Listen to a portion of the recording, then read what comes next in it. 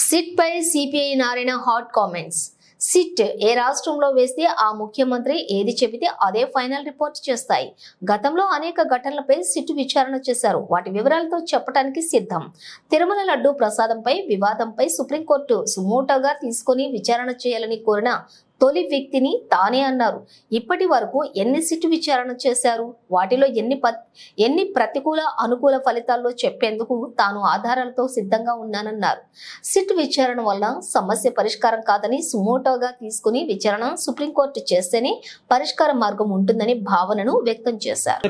నేను రైజ్ చేసింది సుప్రీంకోర్టు సుమోటోగా తీసుకొని దీన్ని ఎంక్వైరీ కోరాను. సిట్ రిపోర్ట్ ఇప్పుడు కానీ ముఖ్యమంత్రి ఏం చెప్తే రిపోర్ట్ వస్తాయండి.